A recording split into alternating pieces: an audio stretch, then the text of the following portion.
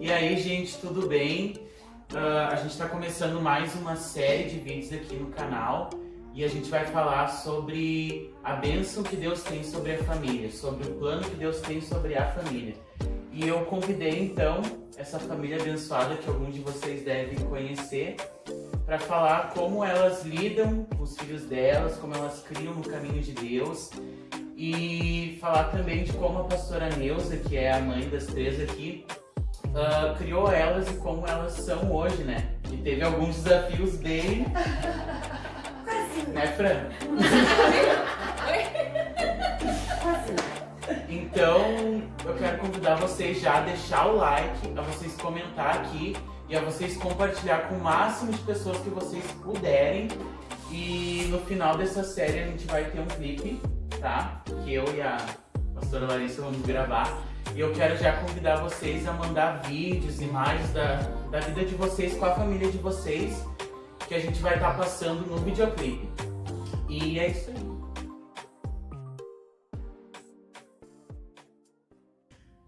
Então, gente, como alguns de vocês devem saber, a gente está com uma série para as crianças, né? Porque nesse tempo de pandemia, as crianças não estão podendo ir na igreja e não estão podendo ter escolinha. Então a gente está tentando alcançar a vida delas com os vídeos, com as lives.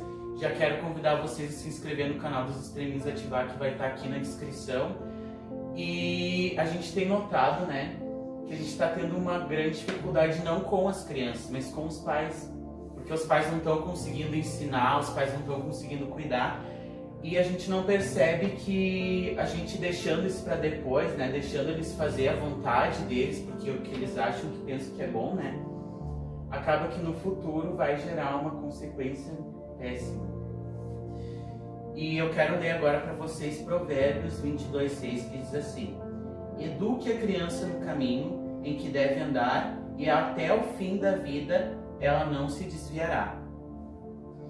E eu trouxe aqui então a pastora Neuza para falar como ela criou essas três que vocês devem conhecer no caminho, né? Que até agora elas estão aí firmes e fortes. Teve algumas que foi mais difícil, né, Fran? Olha! Até a eternidade, né? É. Mas assim, foi um esforço que eu acredito que deve ter sido bem difícil, né? Não deve ter sido tão fácil, né, Fran? Pra mim foi fácil. Mas é um esforço que gerou frutos, porque eu, por exemplo, sou um fruto da vida de vocês três. E até da tua vida, né? Porque através das três eu fui muito abençoado. A minha família também, que eu ganhei para Jesus, também foi um fruto da vida dela. E quem sabe seu filho também, né? Vai gerar muitos e muitos frutos para a glória de Deus. Amém. Então, comece aí. Como foi nos criar? Eu tenho assim pra mim que eu até costumo dizer, né, que eu como mãe, eu me considero uma pessoa muito feliz e muito bem sucedida. Porque eu olho as meninas hoje, né, me sinto realizada em ver elas trabalhando na obra, ver elas assim criando os meus netos, minhas netas, no caminho do Senhor. E uma coisa assim, ó, que eu sempre deixei muito claro para elas, que o servir a Deus tem que ser de uma maneira muito gostosa, muito prazerosa, porque é algo que nós vamos fazer para sempre. É verdade. É uma decisão que nós tomamos, e é uma decisão que nós tomamos consciente, que é para sempre. Então assim, eu sempre ensinei e passei para elas que a obra do Senhor não é um peso. Eu tenho que, eu quero ir. É verdade. Eu quero ir. Tudo que nós fazemos na vida é muito importante, mas o servir ao Senhor está acima de tudo, porque tudo que nós somos e tudo que nós temos, tudo é dele, nada é nosso. Nós somos somente mordomos. Tudo que nós temos aqui nessa terra, nós temos porque o Senhor nos deu. E nós vamos ficar até o momento que o Senhor quiser que nós ficamos. Então, assim, seja nos bens materiais, ou seja em relação aos nossos filhos. E eu não tive, assim, grandes problemas de tê-las no caminho do Senhor comigo. Porque a pastora Andresa, quando bebê, ela já... Então, aquele ali era o caminho que ela conheceu. E ali ela permaneceu. Ela sempre foi, assim, muito curiosa em aprender tudo, como até hoje, né, filha? Graças a Deus. Ela arruma tempo para fazer 1000 coisas ao mesmo tempo, mas é algo dela. Ela sempre, assim, ela queria ler a Bíblia, ela chegava na igreja, na escolinha, né, que tinha na época, a escolinha dominical, como a gente costumava dizer, e as professoras da época, ela não sabia ler, mas ela memorizava o versículo do dia que foi falado, e quando ela chegava em casa, ela repetia para mim. Então, assim, foi um aprendizado juntos. Nós aprendimos a palavra juntas, porque como naquela época nós não tínhamos essa imensidão de coisa que tem hoje. Tu vai na internet, tu busca conhecimento, tem 1000 denominações falando na televisão. Naquela época a gente não tinha Até a isso. aquisição de uma Bíblia naquela época era complicado. A gente não sabia nem onde comprar. Não tinha assim, lojas para vender Não. Bíblia. Tu não ia na internet e procurava, qual é a Bíblia que eu quero? Eu quero a da mulher, eu quero disso, tudo. Não existia isso. Não. Às vezes quando vinha algum missionário e trazia alguma Presenteava, exposição, assim, até, né, pra vender, uma lojinha no final de um culto, mas comprar a Bíblia era algo muito difícil. Não, a gente não tinha esse acesso todo, né, que a gente tem hoje. Então nós aprendíamos juntos a palavra do Senhor, e depois, né, que a Franciele veio, né, para nós, a Fran, ela já foi um pouquinho mais difícil de levar ela para os caminhos do Senhor, porque a Fran, ela gostava muito de brincar, correr, era 220, ligado 220. Então, assim, ó, para parar ela e dizer assim, ó, tá na hora de nós ir para a igreja, era muito complicado, porque o parar ela não parava. Então, muitas vezes, assim, a gente já estava saindo, né, de casa para ir para a igreja, e ela estava do portão para fora, brincando. E ela pensava que ela não ia, mas ela ia para a igreja, do jeito que ela estava. Nós abrimos a porta do carro e disse assim, entra e vamos. Ah, mas eu não tomei banho. Teve o dia todo para tomar banho. Vamos para a igreja. Aí ela, pirracenta, né? Ela dizia assim, eu vou só para fazer tu passar vergonha. Ela sabe aquela criança assim que desafia a mãe? Desafia, ela vai desafiar. Eu vou para a igreja para fazer tu passar vergonha, porque eu tô suja, então eu vou ficar sentada lá e eu não vou falar com ninguém. Isso não tem problema. Não precisa não precisa falar com ninguém, não precisa levantar do banco, mas você vai para a igreja. E ela ia, porque de repente, se eu não tivesse tomado essa atitude, ela ia gostar de ficar na rua, porque ela não ia conhecer outra coisa, ela conhecia a rua. Então, assim, ó, há tempo para todas essas coisas. A criança tem que ter um tempo de brincar. Ela é criança, ela tem uma vida normal, mas ela tem que saber também que tem a hora das coisas de Deus. E uma vez eu vi num vídeo também, que eu tô vendo para postar também nos vídeos da série, que é uma pastora que ela tava contando como a mãe dela ensinou ela no caminho e tudo mais, né? E ela também era tipo assim, ela queria ficar na rua, ela ia com os amiguinhos dela, assim, lá pro baile funk, que era no Rio de Janeiro, sabe? Só que a mãe dela decidiu que ela ia servir ao Senhor e ela levava a filha dela. Então a filha dela, às vezes, rasgava a roupa pra não ir, sujava a roupa pra não ir, mas a mãe dela ia lá e levava ela. E daí ela falou uma coisa no vídeo que eu achei muito interessante, que os pais, muitas vezes, eles dão o direito da criança escolher quando ela nem sabe o que é bom pra vida. Eu costumo dizer que os pais, né, eu como mãe, se os meus filhos não quiserem comer verdura, eles vão comer verdura, porque verdura tem vitamina e eu sei que é bom pro corpo físico deles. Se os meus filhos não quiserem ir para a escola, eles vão ir para a escola, porque eu sei que estudar é bom para a vida intelectual e profissional futura deles. E se eu cuido tanto da vida física e da vida profissional e intelectual dos meus filhos, como que eu não vou ter o mesmo cuidado com a vida espiritual? Então, quem sabe o que é bom espiritualmente para os meus filhos em todas as áreas da vida deles hoje sou eu, e a responsável sou eu. Então, quem decide se eles podem ou não ir à igreja sou eu, né? A gente não dá direito para as crianças quando elas sentam à mesa de comer. Eu não quero comer feijão, eu quero comer chocolate na hora do almoço. A gente não dá esse direito. A gente não dá direito deles não quererem ir para a escola.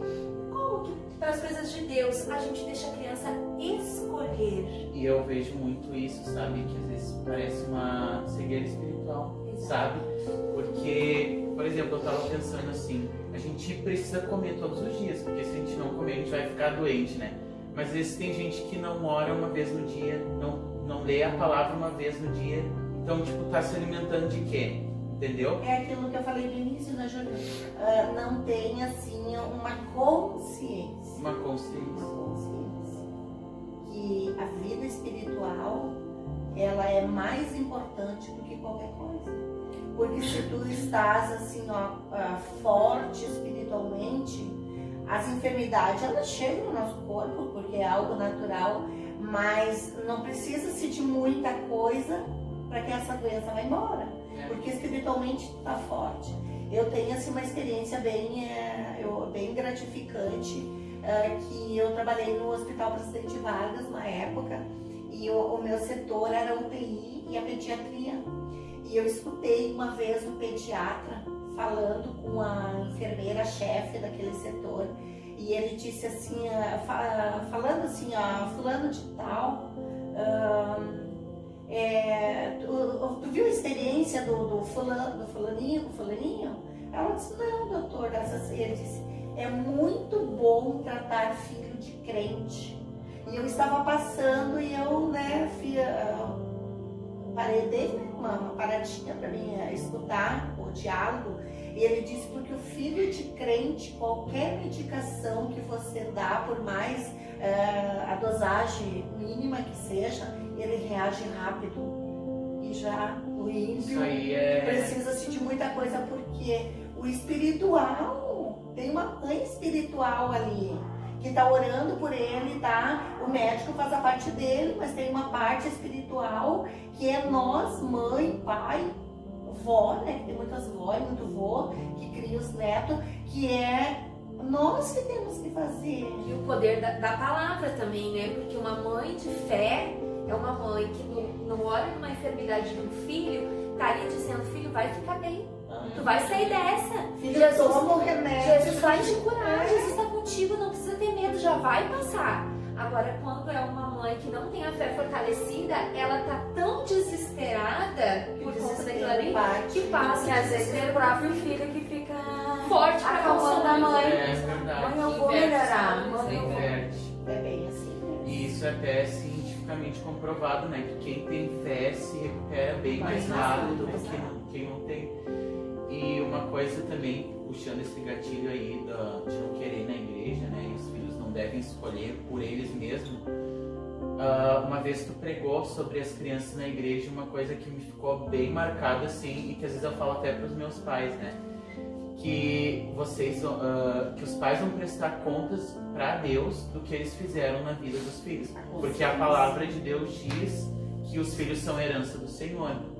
Então, mesmo eu tendo a minha idade, mesmo tendo 19 anos, os meus pais vão prestar contas de mim para Deus, assim como vão prestar contas da minha outra irmã e da minha outra irmã, porque Deus colocou essa responsabilidade na vida deles. E assim também na vida das crianças. E é interessante de observar essa palavra, é que ela diz assim, que os filhos eles são herança do Senhor. Então quer dizer, não são nossos. Eles são do Senhor, eles são uma herança do Senhor. E o fruto do ventre, né, o nosso galardão. Ou seja, o nosso galardão, aquilo que está no porvir nos esperando, está atrelado ao nosso compromisso como mães.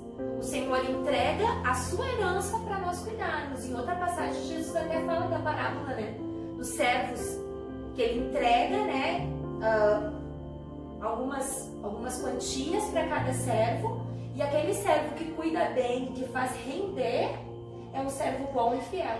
E aquele servo que esconde, que tem medo, né, de cuidar daquilo, ele diz que ele é um servo mau e negligente. Então, a mesma coisa a gente pode trazer para dentro dessa palavra, fazer uma conexão com essa palavra, aonde o Senhor nos entrega a herança dele, né, que são os filhos, e para algumas mães entrega 2, 3, 10, né, ele vai entregando. Quanto mais confia, mais herança. Mas que um dia ele vai voltar, Sim. né, e ele vai dizer, aonde está a herança que eu entreguei? Eu te entreguei de uma forma. O que tu fez com ela?